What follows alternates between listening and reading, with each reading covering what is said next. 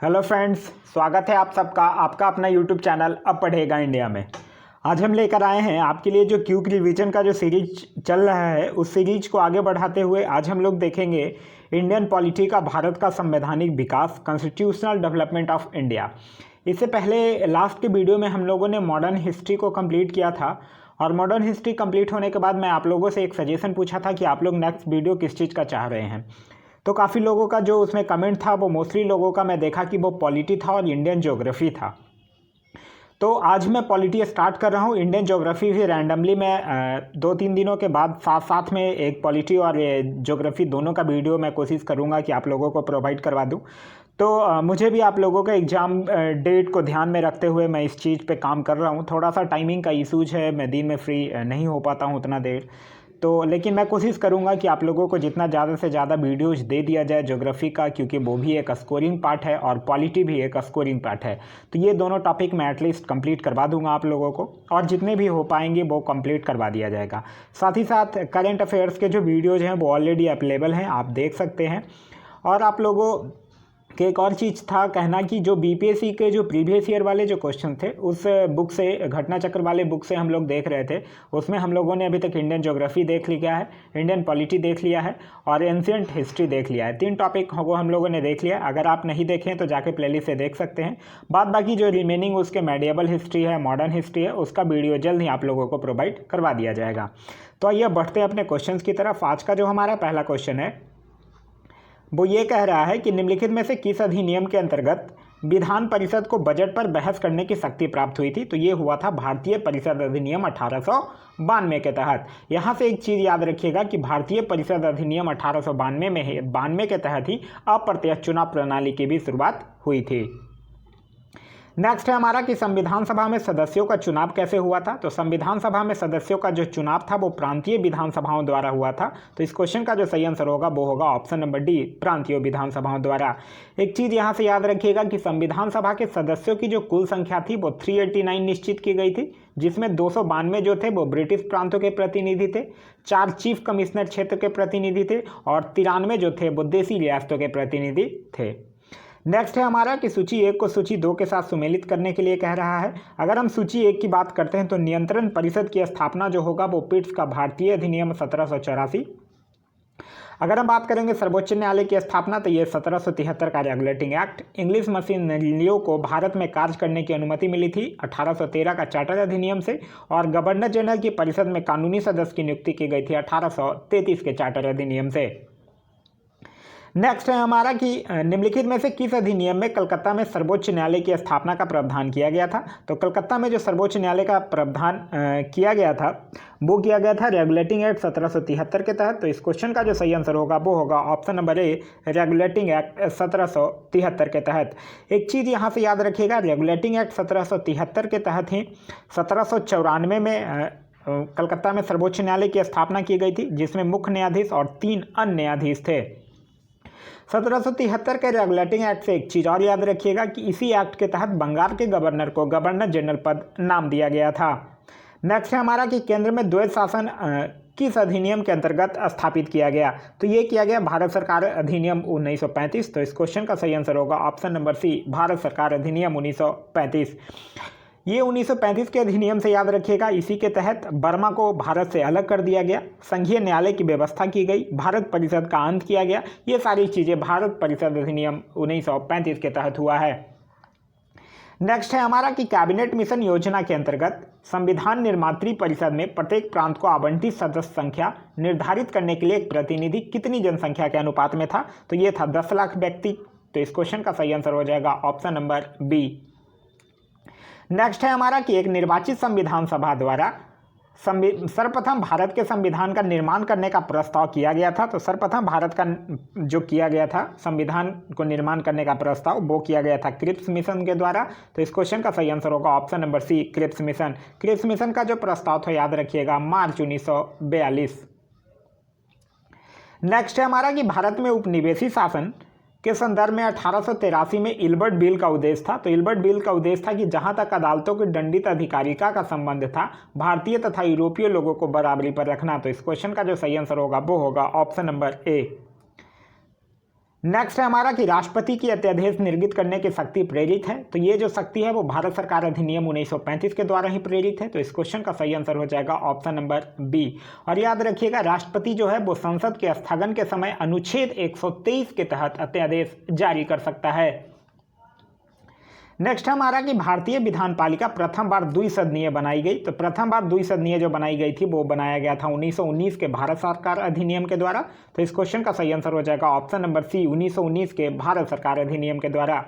एक चीज़ यहाँ से याद रखिएगा कि 1919 के जो भारत सरकार अधिनियम था, इसी के तहत भारत में एक लोक सेवा आयोग के गठन का प्रावधान किया गया था और साथ ही साथ वायसराय की कार्यकारिणी परिषद में 6 सदस्यों में से 3 सदस्यों का भारतीय होना आवश्यक कर दिया गया था। एक चीज़ और यहाँ से याद रखिएगा कि 1919 के भारत सरकार अधिनियम के द्वारा ही भारत में पहली बार महिलाओं को वोट देने का अधिकार मिला था। नेक्स्ट है हमारा क्वेश्चन नंबर 11, कह रहा है 1919 के भारत सरकार अधिनियम के निम्नलिखित में से कौन सी प्रमुख विशेषताएं हैं? प्रांतों की कार्यकारिणी सरकार में द्वैध शासन की व्यवस्था, हाँ ये है। मुसलमानों के लिए पृथक सांप्रदायिक निर्वाचन मंडलों की आवश्यकता, ये नहीं है। क्यों? क्योंकि ये जो था वो 1909 का भारत परिषद अधिनियम के से था, 1919 से नहीं था, तो ये नहीं होगा। और केंद्र द्वारा प्रांतों को विधायिनी शक्तियों का हस्तांतरण, तो ये भी था। तो इस क्वेश्चन का जो सही आंसर होगा वो हो जाएगा ऑप्शन नंबर सी, केवल 1 और 3।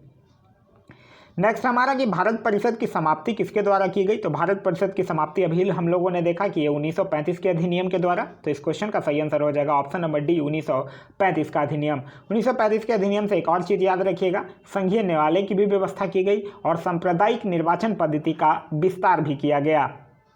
नेक्स्ट है कि भारत के संविधान का प्रारूप तैयार करने वाली संविधान सभा के सदस्यों को, तो संविधान सभा के सदस्यों को विभिन्न प्रांतों की विधानसभाओं द्वारा चुना गया था। तो इस क्वेश्चन का सही आंसर हो जाएगा ऑप्शन नंबर सी, विभिन्न प्रांतों के विधानसभाओं द्वारा चुना गया।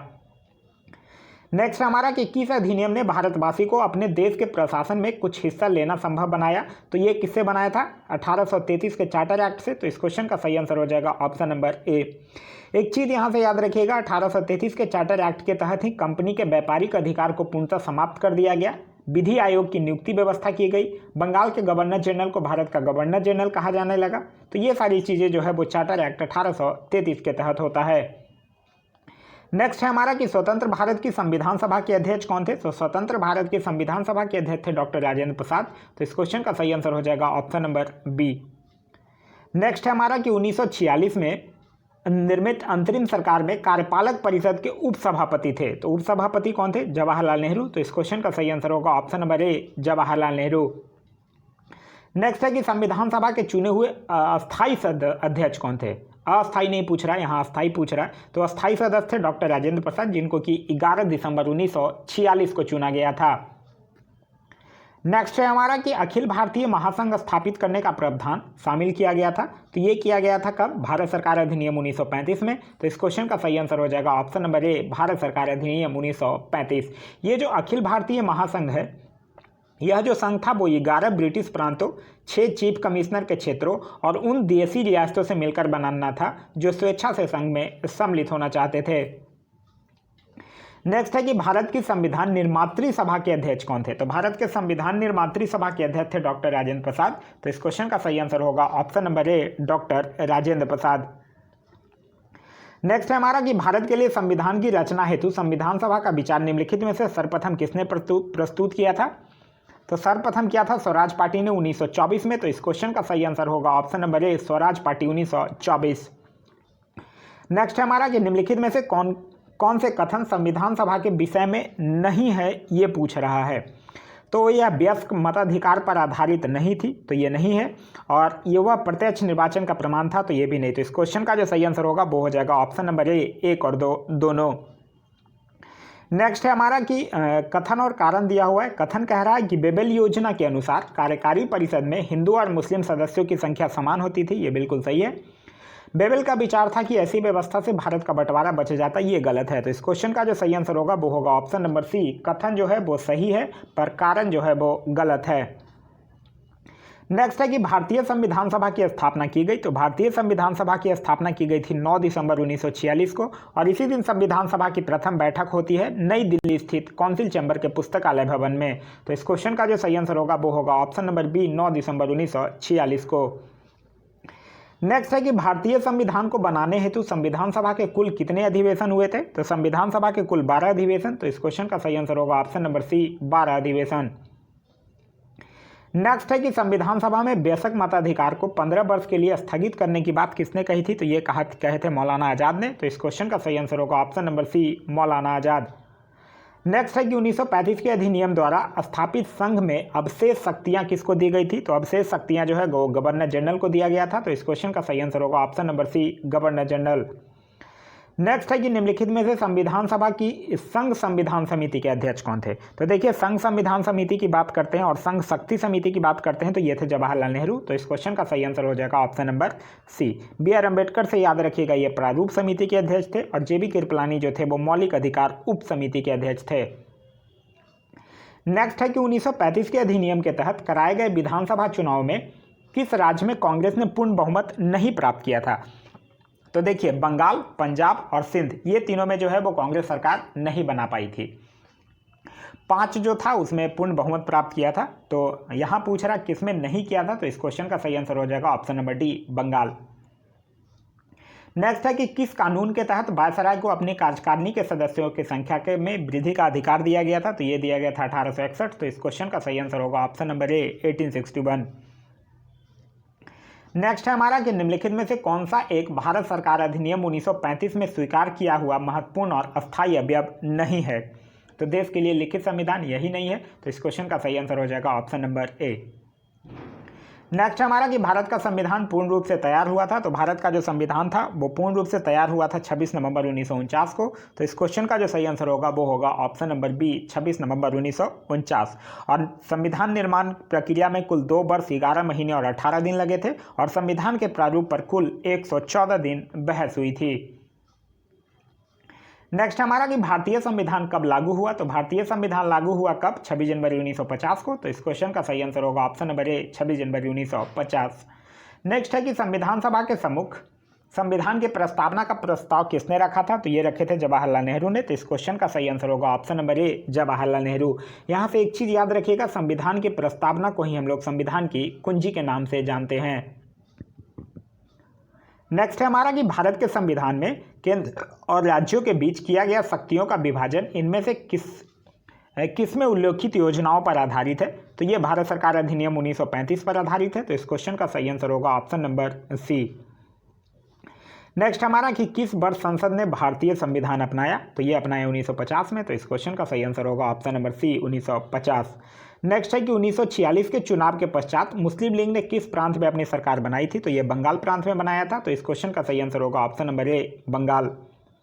नेक्स्ट है कि निम्नलिखित में से किसने सुझाव दिया था कि भारत की स्वतंत्रता के बाद भारतीय राष्ट्रीय कांग्रेस को एक राजनीतिक दल के रूप में भंग कर दिया जाना चाहिए? तो ये महात्मा गांधी का सुझाव था। इस क्वेश्चन का सही आंसर होगा option number D, Mahatma Gandhi. भारतीय राष्ट्रीय कांग्रेस की बात करते हैं तो इसकी स्थापना 1885 में A.O. ह्यूम के द्वारा होता है। नेक्स्ट है हमारा कि निम्नलिखित कथनों पर विचार कीजिए। तृतीय गोलमेज सम्मेलन कब? 17 नवंबर 1932। तो तृतीय गोलमेज सम्मेलन के विचार विमर्श की परिणति भारत सरकार अधिनियम 1935 के पारित होने के रूप में हुई थी। बिल्कुल सही है। और भारत सरकार अधिनियम 1935 ने ब्रिटिश भारत के सूबे और भारतीय रियासतों के एक संघ पर आधारित ऑल इंडिया फेडरेशन के गठन का उपबंध किया था। तो ये भी सही है। तो इस क्वेश्चन का जो सही आंसर होगा वो होगा ऑप्शन नंबर सी, 1 और 2 दोनों सही है। नेक्स्ट हमारा कि निम्नलिखित कथनों पर विचार कीजिए। भारत की संविधान सभा ने राष्ट्रीय ध्वज का प्रारूप 22 जुलाई 1947 को अपनाया था। ये बिल्कुल सही है। राष्ट्रीय ध्वज के बीच में 21 तीलियाँ, ये गलत है क्योंकि 24 तीलियाँ हैं। और फिर है कि राष्ट्रीय ध्वज की चौड़ाई लंबाई का अनुपात 3:4 है। तो ये भी गलत है। ये कितना है? 3:2 है। तो इस क्वेश्चन का जो सही आंसर होगा वो होगा केवल 1 जो है वो सही है। नेक्स्ट है हमारा कि भारत के संविधान देश की आवश्यकताओं की पूर्ति करता है। तो ये बिल्कुल सही है। और इसको एक गृहीत संविधान कहा जाता है। तो ये भी सही है। तो इस क्वेश्चन, लेकिन ये एक दूसरे की व्याख्या नहीं कर रही है। तो इस क्वेश्चन का जो सही आंसर होगा वो होगा ए और आर दोनों सत्य है, परंतु आर जो है वो ए का सही स्पष्टीकरण नहीं है। नेक्स्ट है कि डॉक्टर भीमराव अंबेडकर की अध्यक्षता में संविधान सभा की प्रारूप समिति में कितने अन्य सदस्य थे। तो देखिए, संविधान सभा की प्रारूप समिति की बात कीजिएगा तो टोटल 7 थे अध्यक्ष को मिलाकर। यहाँ संविधान में बी आर अम्बेडकर को हटाकर बात कर रहा है कि प्रारूप समिति में कितने हैं, तो कितने हो गए 6। तो इस क्वेश्चन का सही आंसर होगा ऑप्शन नंबर सी। यहाँ से एक चीज़ याद रखिएगा कि जो प्रारूप समिति था इसका जो गठन है वो 29 अगस्त 1947 को किया जाता है। नेक्स्ट हमारा कि भारतीय संविधान सभा की प्रारूप समिति का अध्यक्ष कौन था। तो अध्यक्ष थे डॉक्टर भीमराव अंबेडकर। तो इस क्वेश्चन का सही आंसर है ऑप्शन नंबर ए, डॉक्टर भीमराव अंबेडकर। नेक्स्ट है 1937 के चुनाव के पश्चात यूपी में गठित मंत्रिमंडल में किसको वित्त विभाग दिया गया था। तो यूपी में गठित मंत्रिमंडल में रफ़ी अहमद किदवई को दिया गया था। तो इस क्वेश्चन का सही आंसर होगा ऑप्शन नंबर सी। नेक्स्ट है कि संविधान सभा ने डॉक्टर बी आर अम्बेडकर की अध्यक्षता में प्रारूप समिति का गठन कब किया था। तो अभी हम लोगों ने देखा प्रारूप समिति का जो गठन है वो 29 अगस्त 1947। तो इस क्वेश्चन का सही आंसर होगा ऑप्शन नंबर डी। नेक्स्ट है हमारा कि निम्नलिखित में से किस अधिवेशन ने संवैधानिक निरंकुशता के सिद्धांत का अनुमोदन किया था। तो ये किया था 1935 का अधिनियम। तो इस क्वेश्चन का सही आंसर होगा ऑप्शन नंबर सी। नेक्स्ट है कि संविधान सभा की प्रांतीय संविधान समिति के अध्यक्ष कौन था। तो प्रांतीय संविधान समिति के अध्यक्ष की अगर बात करते हैं तो थे सरदार वल्लभ भाई पटेल। तो इस क्वेश्चन का सही आंसर होगा option number D. Sardar Vallabh भाई पटेल से एक चीज़ और याद रखिएगा, ये मौलिक अधिकारों एवं अल्पसंख्यक संबंधी परामर्श समिति के भी अध्यक्ष थे। नेक्स्ट है कि डॉक्टर भीमराव अंबेडकर का जन्म और मृत्यु कब हुआ था। तो डॉक्टर भीमराव अंबेडकर का जन्म 1891 और मृत्यु 1956। तो इस क्वेश्चन का सही आंसर होगा option number B. Doctor Bhimrao Ambedkar से एक चीज़ और याद रखिएगा कि संविधान सभा में जो अंबेडकर का पहली बार निर्वाचन था वो बंगाल से हुआ था और देश बंटवारे के बाद जो उनका निर्वाचन था वो बम्बई से हुआ था। नेक्स्ट है हमारा कि किस वर्ष में जन गण मन को भारत के राष्ट्रगान के रूप में अपनाया गया था। तो ये कब भारत के राष्ट्रगान के रूप में कब अपनाया गया। तो 24 जनवरी 1950 को। तो इस क्वेश्चन का सही आंसर होगा ऑप्शन नंबर सी। राष्ट्रगान और राष्ट्रगीत दोनों को 24 जनवरी 1950 को अपना लिया गया था और 22 जुलाई 1947 को राष्ट्रीय ध्वज को। नेक्स्ट है हमारा कि संविधान पांडुलेखन समिति का निम्न में से कौन सदस्य नहीं था। तो अगर हम लोग बात करते हैं मोहम्मद सादुल्लाह ये थे। उसके बाद अगर हम लोग बात करते हैं के मुंशी यानी कन्हैया लाल मणिकलाल मुंशी, तो ये भी थे। उसके बाद बात करते हैं ए अय्यर यानी अलियादी कृष्णा स्वामी अय्यर इनका नाम था, तो ये भी थे। जवाहरलाल नेहरू नहीं थे। तो इस क्वेश्चन का जो सही आंसर होगा वो होगा option number D, Jawaharlal Nehru. Next है कि भारतीय संविधान को अपनाया गया था। तो भारतीय संविधान को संविधान सभा द्वारा अपनाया गया था। तो इस क्वेश्चन का सही आंसर होगा ऑप्शन नंबर ए, संविधान सभा द्वारा। नेक्स्ट है कि भारत के संविधान के निर्माण में संविधान सभा को कितना समय लगा था। तो संविधान सभा को लगा था 2 वर्ष 11 महीना 18 दिन। तो इस क्वेश्चन का सही आंसर होगा ऑप्शन नंबर ए। नेक्स्ट है हमारा कि भारत शासन द्वारा राजकीय चिन्ह यानी स्टेट एल्बम कब से अंगीकृत किया गया था। तो इसको अंगीकृत किया गया था 26 जनवरी 1950 से। तो इस क्वेश्चन का सही आंसर होगा ऑप्शन नंबर डी। नेक्स्ट है कि संविधान निर्मात्री परिषद की झंडा समिति के अध्यक्ष कौन थे। तो झंडा समिति के अध्यक्ष डॉक्टर राजेंद्र प्रसाद। तो इस क्वेश्चन का सही आंसर होगा ऑप्शन नंबर बी। नेक्स्ट है कि भारत को एक संविधान देने का प्रस्ताव संविधान सभा द्वारा पारित किया गया था। तो ये कब पारित किया गया था, 22 जनवरी 1947 को। तो इस क्वेश्चन का सही आंसर होगा ऑप्शन नंबर बी। नेक्स्ट है कि भारत की स्वतंत्रता के समय इंग्लैंड में किस पार्टी की सरकार थी। तो इंग्लैंड में लेबर पार्टी की सरकार थी। तो इस क्वेश्चन का सही answer option number C. Next है कि भारतीय संविधान सभा की पहली बैठक कब हुई थी। तो भारतीय संविधान सभा की पहली बैठक 9 दिसंबर 1946 को और उसी में डॉक्टर सच्चिदानंद सिन्हा को सभा का अस्थायी सदस्य बनाया जाता है। तो इस क्वेश्चन का सही आंसर होगा ऑप्शन नंबर सी। नेक्स्ट है कि बी आर अम्बेडकर का संविधान सभा में निर्वाचन हुआ था। तो बी आर अम्बेडकर का संविधान सभा में निर्वाचन मुंबई प्रेसिडेंसी से। तो इस क्वेश्चन का सही आंसर होगा ऑप्शन नंबर बी। ये संविधान सभा में अगर देखते हैं तो अम्बेडकर का जो पहली बार निर्वाचन है वो बंगाल से होता है, लेकिन देश बंटवारे के बाद उनका जो निर्वाचन है वो बम्बई से होता है। नेक्स्ट है कि निम्नलिखित अधिनियमों में किस अधिनियम के फलस्वरूप बर्मा जो है वो भारत से अलग होता है। तो बर्मा जो भारत से अलग होता है वो गवर्नमेंट ऑफ इंडिया एक्ट 1935 के तहत। तो इस क्वेश्चन का सही आंसर होगा option number C. Next question हमारा कह रहा है कि भारत की संविधान सभा ने राष्ट्रीय ध्वज को सर्वप्रथम कब स्वीकार किया था। तो 22 जुलाई 1947 को। इस क्वेश्चन का सही आंसर होगा ऑप्शन नंबर ए। नेक्स्ट है हमारा कि संविधान सभा में उद्देश्य प्रस्ताव निम्न में से किस एक के द्वारा प्रस्तुत किया गया था। तो ये किया गया था पंडित जवाहरलाल नेहरू के द्वारा। तो इस क्वेश्चन का सही आंसर होगा ऑप्शन नंबर बी। नेक्स्ट है कि भारतीय संविधान को 26 नवंबर 1949 को किसके द्वारा अधिनियमित किया गया था। तो ये संविधान सभा के द्वारा अधिनियमित किया गया है। तो इस क्वेश्चन का सही आंसर है ऑप्शन नंबर ए, संविधान सभा द्वारा। नेक्स्ट है कि निम्नलिखित में से कौन अगस्त 1946 ईस्वी में गठित प्रथम अंतरिम राष्ट्रीय सरकार का सदस्य नहीं था? तो ये कौन नहीं था? देखिए, सी राजगोपालाचारी की अगर बात करते हैं तो इनके पास शिक्षा विभाग था। डॉक्टर राजेंद्र प्रसाद की बात करते हैं तो इनके पास खाद्य एवं कृषि विभाग था। जगजीवन राव के बात करते हैं तो इनके पास श्रम विभाग था। और डॉक्टर एस राधाकृष्णन के पास कोई विभाग नहीं था। तो इस क्वेश्चन का सही आंसर होगा option number C, doctor S Radhakrishnan. Next है कि निम्नलिखित में से किस एक अधिनियम के द्वारा भारत में संघीय न्यायालय की स्थापना की गई थी? तो ये किया गया है कब? 1935 के भारत शासन अधिनियम के तहत, जो कि ऑप्शन में नहीं है। तो इस क्वेश्चन का सही आंसर होगा ऑप्शन डी, उपयुक्त में से कोई नहीं।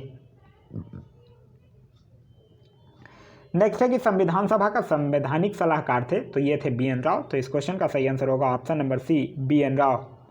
नेक्स्ट है कि भारत में स्वतंत्रता के पश्चात प्रथम मंत्रिमंडल का कानून मंत्री कौन था? तो प्रथम मंत्रिमंडल के अगर कानून मंत्री की बात करते हैं तो वो थे BR अम्बेडकर। तो इस क्वेश्चन का सही आंसर होगा भीमराव अम्बेडकर। अगर SP मुखर्जी की बात करते हैं, श्यामा प्रसाद मुखर्जी की, तो इनको उद्योग एवं आपूर्ति मंत्रालय मिलता है और बलदेव सिंह को रक्षा मंत्रालय मिलता है। नेक्स्ट है, निम्नलिखित में से कौन संविधान प्रारूप समिति के सदस्य थे? तो देखिए, संविधान प्रारूप समिति के सदस्य कौन थे? N गोपालास्वामी, हाँ ये थे। और लादी कृष्ण स्वामी अय्यर, ये भी थे। जवाहरलाल नेहरू नहीं थे, सरदार पटेल भी नहीं थे। तो इस क्वेश्चन का जो सही आंसर होगा वो होगा ऑप्शन नंबर सी, 1 और 3 दोनों थे। नेक्स्ट है हमारा कि किसने कहा था कि संविधान सभा कांग्रेस थी और कांग्रेस भारत था? तो ये किसने कहा था? ये ऑस्टिन ने कहा था। तो इस क्वेश्चन का सही आंसर होगा ऑप्शन नंबर ए। नेक्स्ट है कि भारतीय इतिहास के संदर्भ में प्रांतों से संविधान सभा के सदस्य, तो प्रांतों के संविधान सभा के सदस्य जो थे वो प्रांतीय विधानसभाओं द्वारा निर्वाचित हुए थे। तो इस क्वेश्चन का सही आंसर होगा ऑप्शन नंबर सी, प्रांतीय विधानसभाओं द्वारा निर्वाचित हुए थे। नेक्स्ट है हमारा कि निम्नलिखित में से संविधान सभा के बारे में गलत कथन कौन सा है?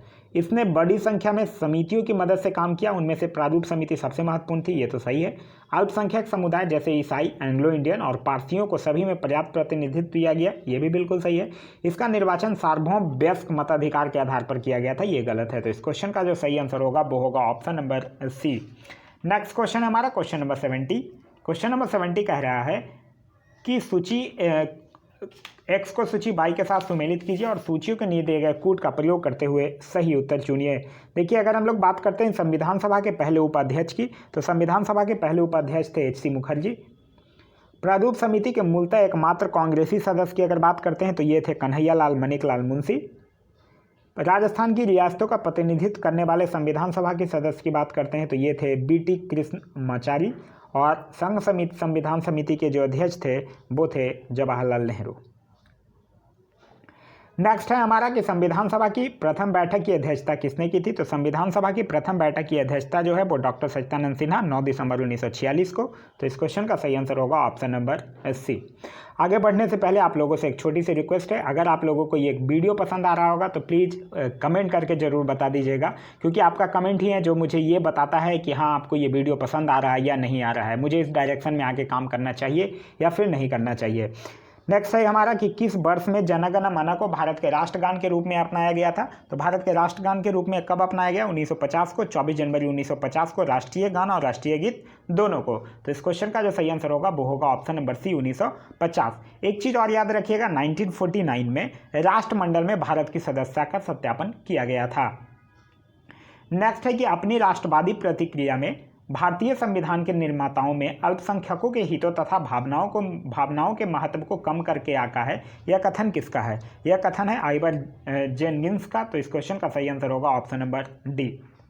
नेक्स्ट हमारा कि भारतीय संविधान का प्रथम प्रारूप तैयार किया गया था। तो भारतीय संविधान का जो प्रथम प्रारूप है वो BN राव के द्वारा तैयार किया गया था।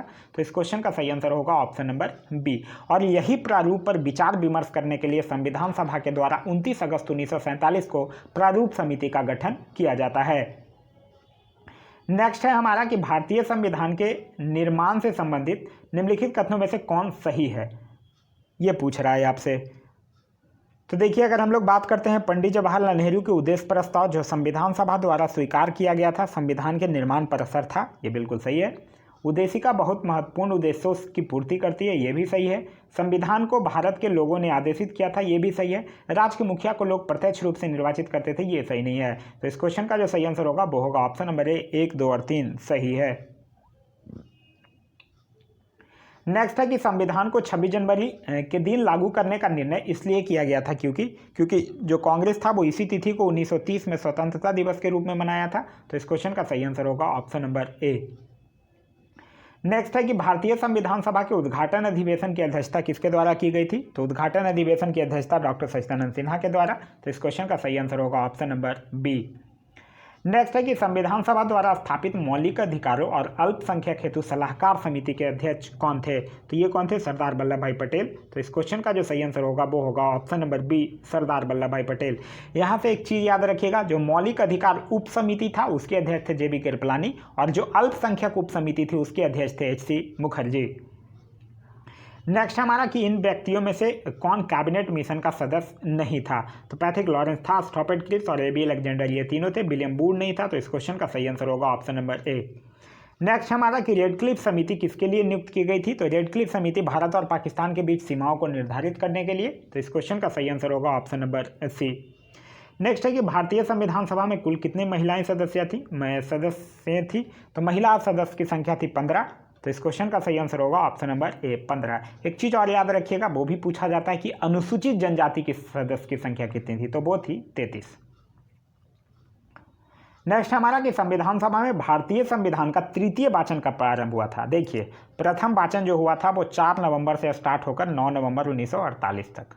द्वितीय वाचन जो था वो 15 नवंबर 1948 से लेकर 17 अक्टूबर 1949 तक, और तृतीय वाचन जो था वो 14 नवंबर 1949 से लेकर 26 नवंबर 1949 तक चलता है। तो इस क्वेश्चन का जो सही आंसर होगा वो होगा ऑप्शन नंबर ए।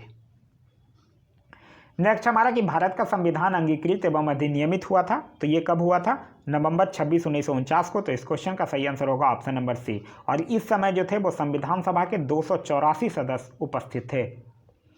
नेक्स्ट हमारा कि भारत का संघीय न्यायालय निम्नलिखित में से किस वर्ष स्थापित किया गया था? तो भारत का जो संघीय न्यायालय है वो 1935 ईस्वी के भारत शासन अधिनियम के द्वारा 1937 में स्थापित किया गया था, जिसमें एक मुख्य न्यायाधीश और 2 अन्य न्यायाधीशों की व्यवस्था की गई थी। तो इस क्वेश्चन का सही आंसर होगा ऑप्शन नंबर बी। नेक्स्ट है हमारा कि निम्न में से एक भारत सरकार अधिनियम 1935 की मुख्य विशेषताओं में से नहीं था, यहां पूछ रहा है। तो इस अधिनियम में अखिल भारतीय महासंघ का प्रावधान था, ये तो था ही। अवशिष्ट विषय प्रांतीय विधायकों को आवंटित किए गए थे, ये गलत है। तो इस क्वेश्चन का जो सही आंसर होगा वो होगा ऑप्शन नंबर बी। नेक्स्ट है हमारा कि 1935 का गवर्नमेंट ऑफ इंडिया एक्ट क्यों महत्वपूर्ण है? तो 1935 का जो गवर्नमेंट ऑफ इंडिया एक्ट है, इसमें भारत के संविधान का मोस्टली पार्ट यहीं से लिया गया है, तो ये भारतीय संविधान का प्रमुख स्रोत है। तो इस क्वेश्चन का सही आंसर होगा ऑप्शन नंबर ए।